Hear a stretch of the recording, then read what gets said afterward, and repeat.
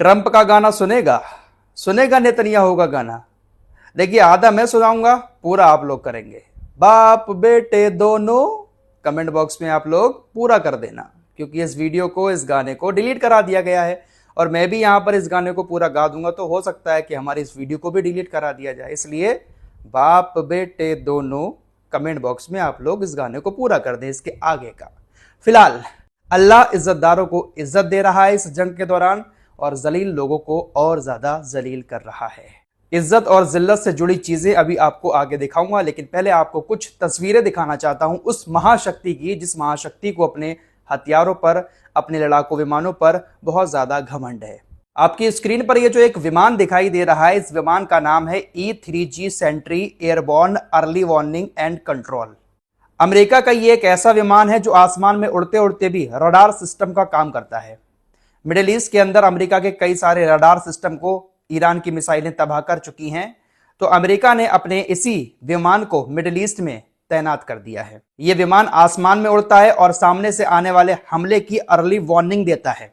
जमीन पर जो रडार सिस्टम लगे हुए होते हैं, ये विमान उनसे भी पहले सिग्नल दे देता है कि आपकी तरफ मिसाइल आ रही है, ड्रोन आ रहा है। इस विमान के ऊपर ये जो आपको गोल गोल एक दिखाई दे रहा है ना, यही रडार सिस्टम है।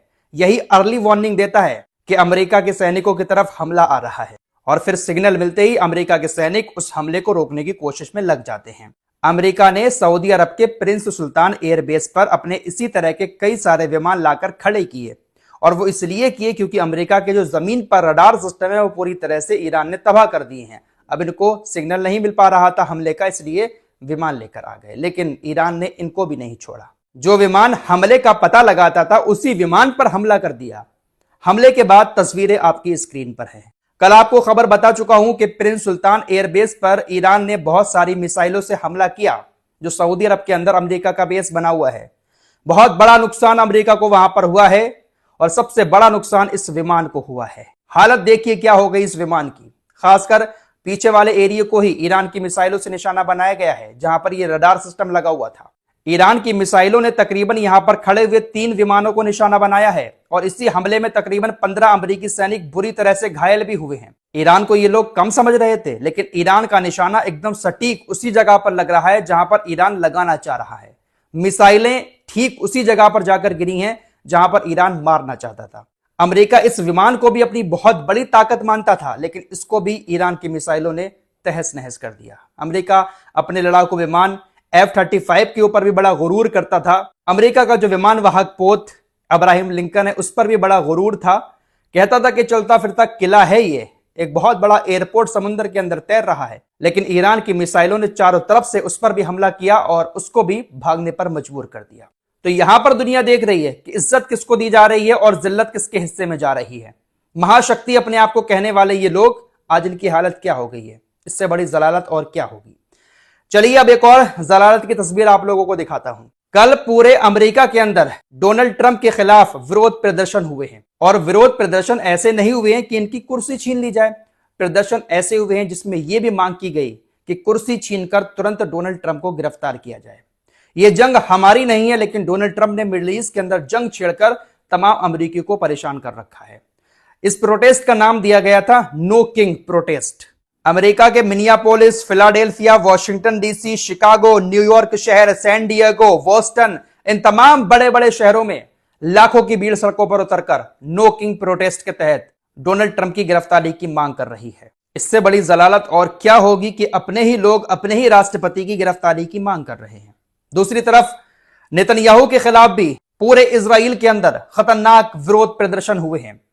तुरंत चुनाव कराने की मांग की जा रही है। इजरायली यहूदियों का कहना है कि ईरान की मिसाइलें हमें सोने नहीं दे रही थी, अब हिजबुल्लाह भी लगातार हमारे ऊपर हमले कर रहा है। हम क्या करें, बहुत ज्यादा परेशान हो चुके हैं। इस जंग को तुरंत बंद करें और देश के अंदर तुरंत चुनाव कराया जाए।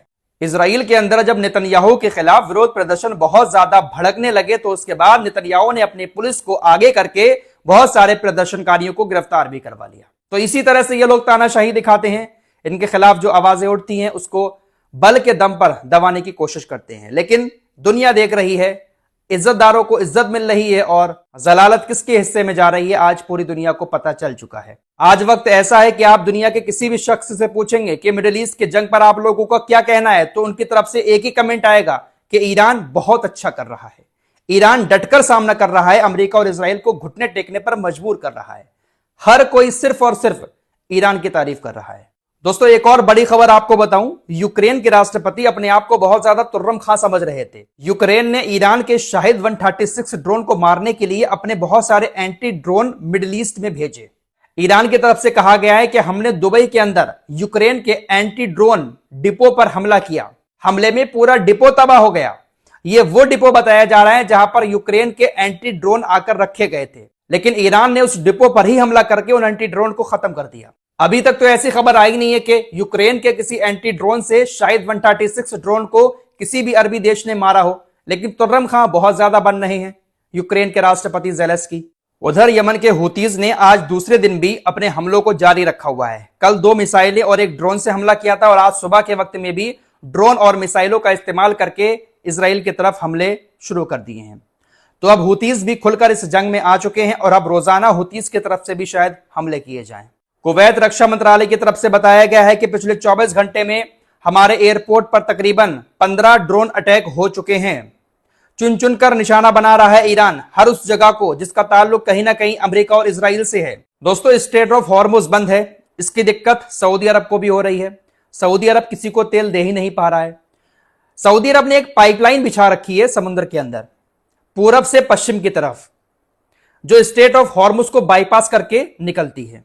सऊदी अरब इसी पाइपलाइन के जरिए स्ट्रेट ऑफ हॉर्मुज को बाईपास करके तकरीबन 70 लाख बैरल तेल रोजाना निकाल रहा है। कहा जा रहा है कि ये तेल की कीमतें अभी $150 तक जो नहीं पहुंची है ना, इसकी सबसे बड़ी वजह यही है कि सऊदी अरब पाइपलाइन के जरिए तेल निकाल रहा है। अब ये जो पाइपलाइन जिस एरिया में पड़ी हुई है वो एरिया हुतीज के कंट्रोल में आता है। अगर हुतीज इस पाइपलाइन को बंद कर देते हैं तब तेल की कीमतें और ऊपर जा सकती हैं, और हुतीज ऐसा कभी भी कर सकते हैं क्योंकि ये पाइपलाइन उन्हीं के एरिया से होकर गुजर रही है। यहां तक पहुंच है हुतियों की। हुतीज पाइपलाइन को बंद कर दें अगर, तो और ज्यादा दिक्कत तेल की आ जाएगी। आपकी स्क्रीन पर ये जो 2 लोग दिखाई दे रहे हैं ये अमेरिकी नौसेना के अधिकारी हैं। आपको याद होगा जंग के पहले दिन ईरान के एक स्कूल पर हमला हुआ था जहां पर 168 बच्चियों की मौत हो गई थी। उन बच्चियों की मौत का जिम्मेदार ईरान ने इन्हें बताया है।